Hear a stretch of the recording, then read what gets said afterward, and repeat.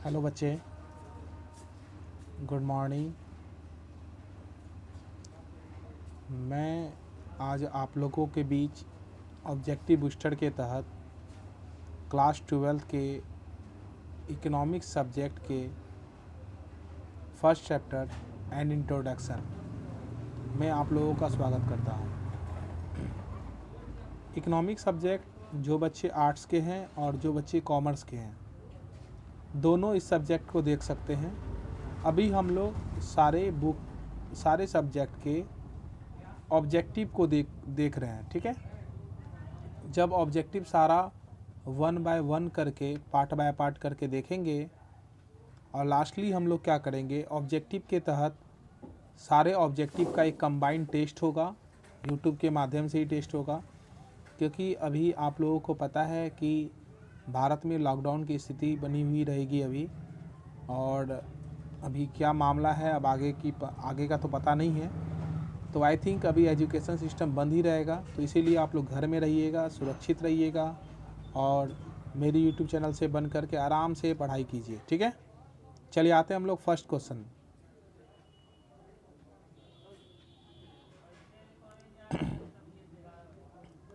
First question जैसा कि आप लोग देख पा रहे हैं, उपभोक्ता व्यवहार का अध्ययन किया जाता है।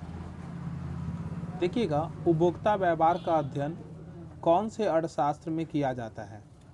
समष्टि सूक्ष्म अर्थशास्त्र में, आय विश्लेषण में, समष्टि अर्थशास्त्र में, इनमें से कोई नहीं। ध्यान दीजिएगा बच्चे, उपभोक्ता व्यवहार का अध्ययन सूक्ष्म अर्थशास्त्र में किया जाता है। देखिएगा, सूक्ष्म अर्थशास्त्र क्या होता है, इसको थोड़ा डिफाइन कर देते हैं, आप लोग को अच्छे से क्लियर हो जाएगा। सूक्ष्म अर्थशास्त्र का दूसरा नाम व्यष्टि अर्थशास्त्र है। यह ग्रीक भाषा के माइक्रो से लिया गया, MICRO, माइक्रो। ग्रीक भाषा के माइक्रो इसे कहा जाता है। और माइक्रो शब्द जो है MICRO, ये ग्रीक भाषा से लिया गया है, माइक्रो से, MIKROS से, ठीक है, जिसका अर्थ होता है स्मॉल, छोटा, है ना। तो उपभोक्ता व्यवहार का अध्ययन हम लोग सूक्ष्म अर्थशास्त्र में करते हैं, इसका यह आंसर है।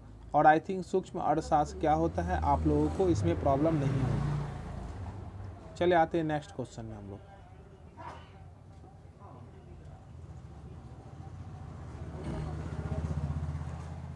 हम लोगों का नेक्स्ट क्वेश्चन है क्वेश्चन नंबर 2, अर्थव्यवस्था की केंद्रीय समस्याएं हैं।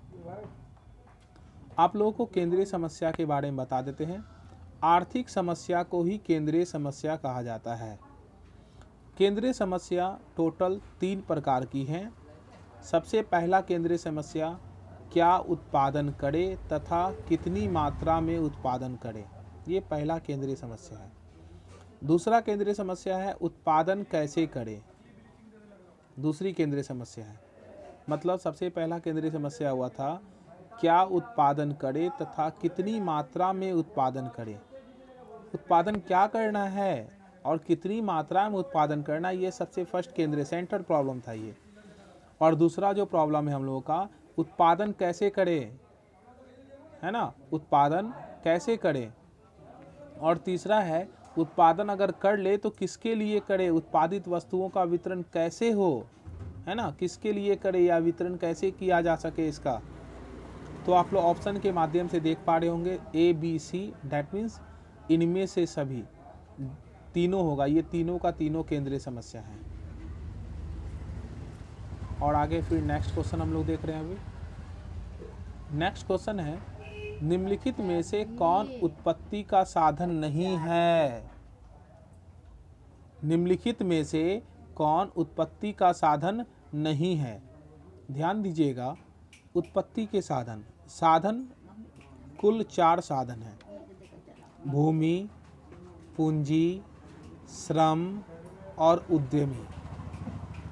अगर आप साधन 5 बोलिएगा तो उद्यमी को ही तोड़ करके संगठन और साहस बन जाता है। मेरी बातों को ध्यान से सुनिए आप लोग, है ना, ये ऑब्जेक्टिव नहीं है, ऑब्जेक्टिव को हम डिटेल से बता रहे हैं।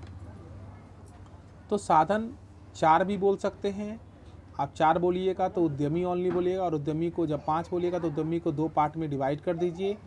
संगठन और साहस। ठीक है, तो आइए ऑप्शन देखते हैं। भूमि है, श्रम है, पूंजी है।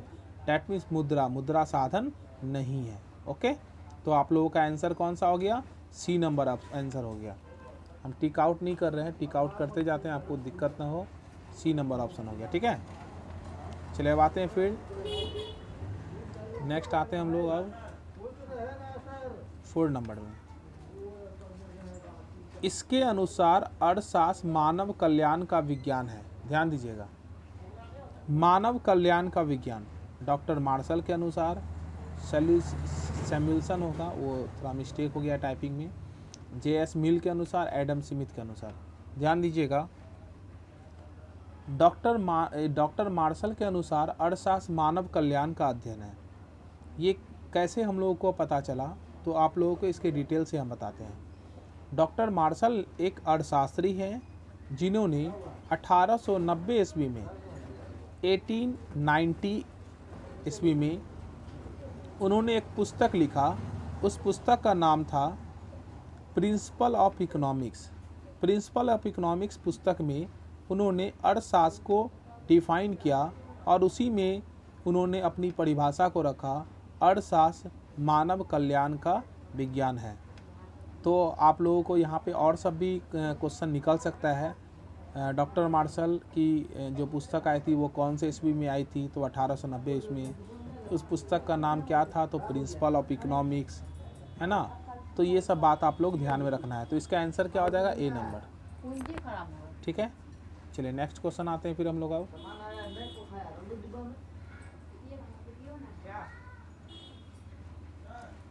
अर्थशास्त्र के जनक कौन थे? ध्यान दीजिएगा, अर्थशास्त्र के जनक जीवीसी, Malthus, Adam Smith, John Robbins, none of this. ध्यान दीजिएगा, अर्थशास्त्र के जनक कौन थे? अर्थशास्त्र के जनक एडम स्मिथ को कहा जाता है। एडम स्मिथ को अर्थशास्त्र का जनक क्यों कहा जाता है? क्योंकि इन्होंने फर्स्ट परिभाषा अर्थशास्त्र की डिफाइन किया है। एडम स्मिथ ने 1776 ईस्वी में एक पुस्तक लिखी, 1776 में एक पुस्तक लिखी, an inquiry into the nature and causes of wealth of nation. उस पुस्तक में उन्होंने अर्थशास्त्र की परिभाषा को डिफाइन किया। उन्होंने बताया, अर्थशास्त्र धन संबंधी परिभाषा दी उन्होंने, है ना। ठीक है, अब आते हैं नेक्स्ट क्वेश्चन।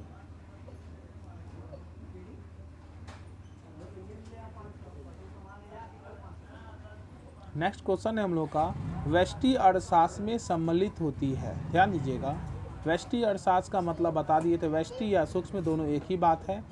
छोटी छोटी इकाइयों का अध्ययन किया जाता है, मतलब स्मॉल, इसका मतलब व्यक्तिगत इकाई, छोटे छोटे, ये भी होगा ऑप्शन। व्यक्तिगत मूल्य निर्धारण, ये भी होगा। डैट मीन्स इनमें से सभी, डी नंबर ऑप्शन होगा इसका। नेक्स्ट क्वेश्चन आते हैं फिर हम लोग।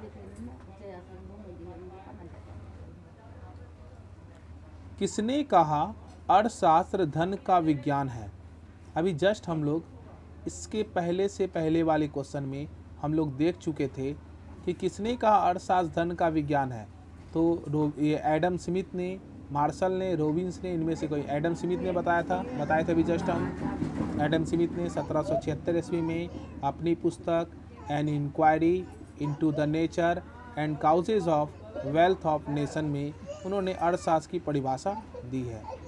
तो आप लोग कॉपी निकाल करके सभी बच्चे इस सब सारा ऑब्जेक्टिव को नोट्स करते जाइएगा, ताकि आपके सिलेबस आप अच्छे से कॉपी में नोट्स रहेगा तो आप अच्छे से बीच बीच में पढ़ सकते हैं ना। वैसे यूट्यूब पे है तो आप कभी भी देख सकते हैं वीडियो, दिक्कत नहीं है ये।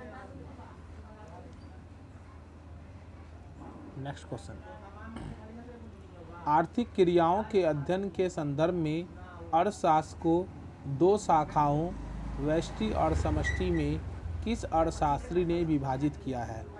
आप लोग इसको अच्छे से याद कर लीजिए, बहुत इंपॉर्टेंट क्वेश्चन है। मार्शल ने नहीं किया था, रिकार्डो नहीं किया था। अर्थशास्त्र की शाखा को दो भागों में बांटा गया था, व्यष्टि और समष्टि। जैसा कि आप लोग अगर एनसीईआरटी बुक पढ़ते हैं, जैसे मेरे द्वारा मेरे ऑफलाइन क्लास में एनसीईआरटी बुक के द्वारा ही पढ़ाई होती है। एनसीईआरटी बुक में जब आप जाइएगा तो वेस्टी डैट मीन्स माइक्रो और मैक्रो 2 बुक अलग अलग है। तो ये जो 2 बुक वैसे बात नहीं हो रही है, यहाँ पे समष्टि और वेस्टी में इन्होंने रैगनर फ्रिश ने बांट दिया था।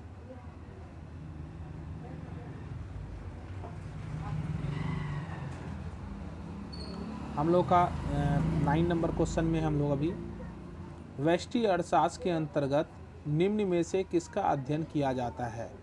ध्यान दीजिएगा, व्यष्टि का मतलब सूक्ष्म होता है, सूक्ष्म का मतलब स्मॉल होता है। तो इसका ए नंबर ऑप्शन है व्यक्तिगत इकाई। दूसरा नंबर आर्थिक समग्र, समग्र का मतलब सभी नहीं।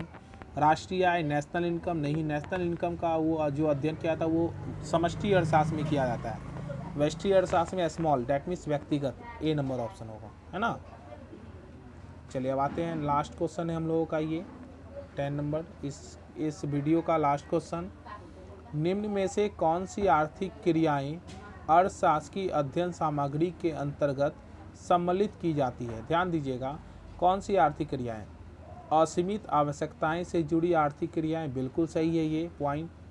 सीमित साधनों से जुड़ी आर्थिक क्रियाएं, बिल्कुल सही है।